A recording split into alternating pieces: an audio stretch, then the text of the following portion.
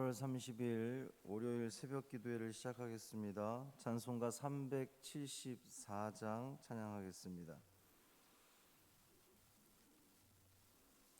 찬송 374장 나의 믿음 약할 때 찬양하겠습니다.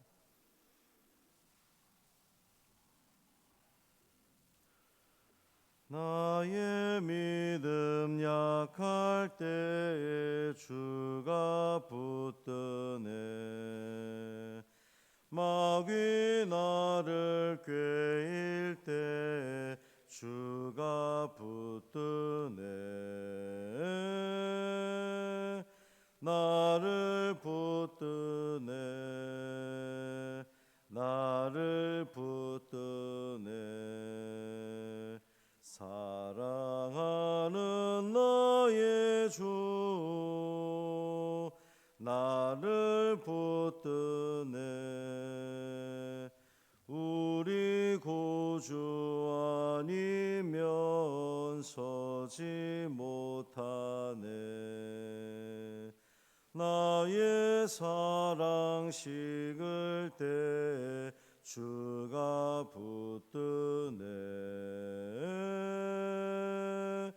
나를 붙드네. 나를 붙드네. 사랑하는 나의 주 나를 붙드네. 나를 귀히 보시고 항상 붙드네. 구원 얻은 사람을 항상 붙드네. 나를 붙드네. 나를 붙드네. 사랑하는 나의 주 나를 붙드네. 나의 영혼 약할 때 주가 붙드네. 피를 흘려 샀으니 주가 붙드네. 나를 붙드네. 나를 붙드네. 사랑하는 나의 주 나를 붙드네. 아멘. 사도신경으로 우리의 신앙을 고백하겠습니다. 전능하사 천지를 만드신 하나님 아버지를 내가 믿사오며 그 외아들 우리 주 예수 그리스도를 믿사오니 이는 성령으로 잉태하사 동정녀 마리아에게 나시고 본디오 빌라도에게 고난을 받으사 십자가에 못 박혀 죽으시고 장사한 지 사흘 만에 죽은 자 가운데서 다시 살아나시며 하늘에 오르사 전능하신 하나님 우편에 앉아 계시다가 저리로서 산 자와 죽은 자를 심판하러 오시리라. 성령을 믿사오며 거룩한 공회와 성도가 서로 교통하는 것과 죄를 사하여 주시는 것과 몸이 다시 사는 것과 영원히 사는 것을 믿사옵나이다. 아멘. 예레미야 47장 1절부터 7절까지 말씀입니다.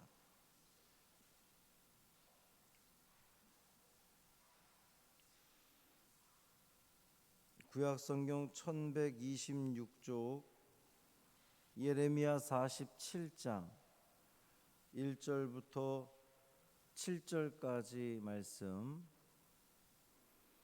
함께 읽겠습니다.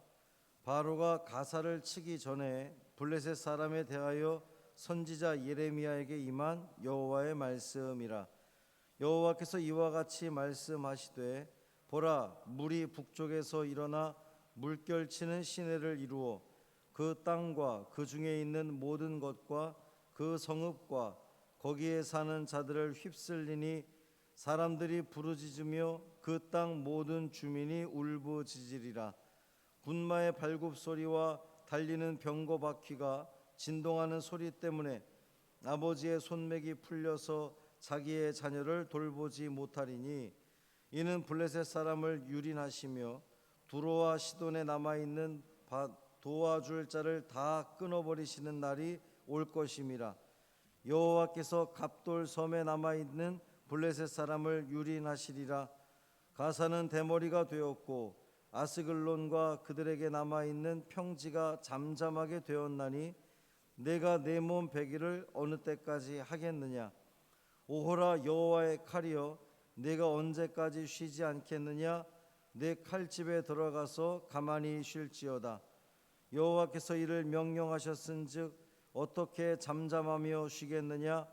아스글론과 해변을 치려하여 그가 정하셨느니라 하니라.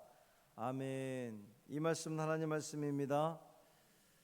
오늘 월요일 한 주를 시작하는 오늘 주님이 주시는 은혜 가운데에 좀 피곤하고 힘들더라도 힘찬 하루 시작하시고 또 은혜 가운데 감사 넘치는 복된 하루 되기를 주님의 이름으로 축원합니다. 우리가 삶을 살다 보면, 인생을 살다 보면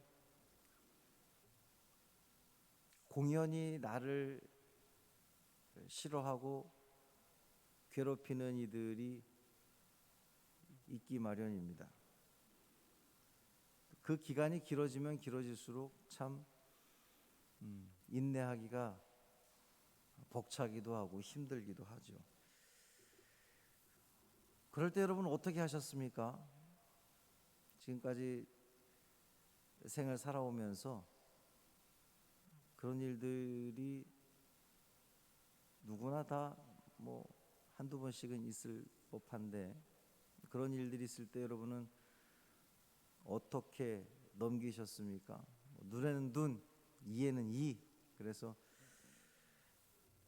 보복을 하셨습니까? 아니면 하나님 손에 맡기셨습니까? 오늘 본문은 지난주에도 말씀을 드렸지만 이 46장부터는 그 이스라엘 주변 나라들에 대한 하나님의 말씀인데요. 오늘은 블레셋에 대한 말씀입니다. 블레셋 그러면 여러분 무척 오랜만에 지금 이 나라 이름을 들어보는 걸 거예요. 이 다윗 시대 때만 해도 다윗이 그 싸워서 이겼던 골리앗이 바로 블레셋의 장군이었는데 이스라엘을 오래도록 괴롭혔던, 아주 이스라엘을 힘들게 했던 나라가 블레셋이라고 하는 나라였습니다. 근데 어느 순간부터 그 블레셋이 우리가 가진 이 성경을 읽을 때에 거의 등장하지 않다가 무척 오랜만에 지금 등장을 했어요. 이스라엘 그리고 유다처럼 이 블레셋도 주변의 강대국 사이에서 어려움을 겪고 있었습니다. 마치 유다가 아수르에 또 애굽에 바벨론에 이 여러 그 열강들의 이 틈바구니 속에서 유다가 무척 힘들었던 것처럼 이 블레셋 역시 그렇게 강대국들의 위협 때문에 어려움을 겪고 있었어요. 그 세력이 예전에 다윗 때보다 이렇게 강성했던 나라가 지금은 막 아수르가 일어나면서 쪼그라들었고 또 이 바벨론이 일어나면서 더 쪼그라들었고 더 이제 힘든 그러한 상황을 맞이했습니다. 1절 보면 예레미야에게 이 예언이 임한 시점을 바로가, 그러니까 애굽 왕 바로가 가사, 그러니까 블레셋의 남쪽 땅을 이야기하는데 바로가 가사를 치기 전이다 이렇게 명시하고 있어요. 그러니까 애굽의 왕 바로는 이제 이 블레셋이 애굽보다 북쪽에 있었는데 그러니까 블레셋의 남쪽 땅인 그 가사 말하는 거예요. 가사를 치려고 했어요. 남쪽에 있는 애굽은 이제 그 수시로 가사를 침공하고 괴롭혔던 겁니다. 뭐 나라들마다 아무래도 이게 경계에 있는 지역은 그런 그 분쟁들이 자주 생겨나죠. 블레셋도 바로 왕이 곧 쳐들어올 거라고 그렇게 예상을 했어요. 항상 이 블레셋을 괴롭혔던 거는 애굽이라고 하는 나라. 그러니까 이제 거기 가사가 경계가 있으니까 계속 거기를 공격을 한 겁니다. 그런데 그 예상이 빗나가고 애굽이 아닌 지금 바벨론이 블레셋을 쳐들어오는 거예요. 2절에 보면 물이 북쪽에서 일어나 물결치는 시내를 이루었다, 이렇게 지금 표현하고 있습니다. 그러니까 바벨론이 아주 그냥 무척 그 강력한 힘으로 북쪽에서부터 이제 침공해 들어오는 거예요. 그러니까 블레셋은 항상 이 남쪽에 있는 애굽을 신경 쓰느라 가사 자꾸 침공하고 들어오니까 거기를 신경 쓰느라 이렇게 집중하고 있었는데 느닷없이 저 북쪽에서 지금 바벨론이 쳐들어오는 겁니다. 어떤 정치적인 이유로 바벨론이 블레셋을 공격했는지에 대한 설명이 성경에는 나와 있지 않아요. 그것을 두고 이제 주석학자들은 하나님께서 하신 일이다, 이렇게 표현하기도 합니다. 하나님께서 당신의 그 거룩한 뜻에 따라서 이 세계를 재편하는 그러한 장면이다, 이렇게 표현하기도 합니다. 그러니까 인간의 예상은 맞지 않는 거죠. 이 블레셋 입장에서는 애굽만 신경 썼는데 자기들의 예상과는 다르게 바벨론이 쳐들어오는 겁니다. 바벨론은 전차 부대를 앞세워서 블레셋과 두로와 시돈을 공격하게 될 겁니다. 그 땅에 사는 사람 중에 살아남는 사람은 아무도 없을 거예요. 그러니까 원래 부모는 자식을 그 어떤 상황에서도 돌보게 되는 게 부모인데 바벨론의 공격이 얼마나 대단하고 잔혹한지 아비가 자식을 돌볼 수 없을 만큼, 아버지들의 손맥이 풀려서 자식들을 돌볼 수 없을 만큼 그렇게 강력했다, 성경은 이야기하는 겁니다. 두로와 시돈은 블레셋과 동맹관계를 맺은 그런 나라들인데 하나님이 그 나라들을 무너뜨려서 블레셋을 또 돕지 못하도록 하실 겁니다. 이 블레셋은 그동안 이스라엘은 그냥 이스라엘이 아니라 하나님의 백성 이스라엘을 늘 괴롭혀왔던 블레셋이었습니다. 한때는 상당한 힘을 가지고 있던 블레셋이었지만 이제는 바벨론에 의해서 멸망당하면서 역사의 이제 뒤안길로 사라져 버릴 겁니다. 이스라엘 민족 입장에서는 저 강력한 블레셋은 영원히 멸망하지 않을 거다, 이렇게 생각을 할 정도로 대단한 위력을 떨치던 나라였어요. 그런데 그 블레셋도 결국 하나님의 그 도구로 쓰임 받는 바벨론에 의해서 멸망당하게 됩니다. 우리를 힘들게 하는 존재는 영원할 것 같지만 그렇지 않을 겁니다. 하나님의 섭리 안에서 언젠가는 반드시 제거될 거예요. 블레셋의 가사는 대머리가 될 겁니다. 그러니까 황폐하게 된다는 것을 상징적으로 대머리라고 표현한 거예요. 아무것도 남지 않고 다 황폐하게 될 거다. 블레셋 사람들은 자신들이 믿는 우상에게 부르짖으면서 자기 몸을 상하게 할 것입니다. 이 우상을 섬기는 자들은 자기 몸을 막 이렇게 상하게 하고 학대하면서 우상에게 빌어요. 그 엘리야와 싸웠던 바알의 선지자들도 그랬고요. 외부의 공격으로 고통을 받고 있던 상황에서 그 우상의 도움을 얻어보고자 그렇게 자기들을 막 칼로 막 그냥 학대 자해를 하면서 우상에게 부르짖습니다. 그러나 그 우상은 아무런 대답을 하지 않는 거죠. 거짓 신이기 때문에 그 우상은 아무런 대답을 하지 않습니다. 블레셋을 구해내지 않습니다. 하나님께서 하시고자 하는 일이고 하나님께서 명령하신 것이기 때문에 결국 블레셋은 주전 604년에 멸망하고 맙니다.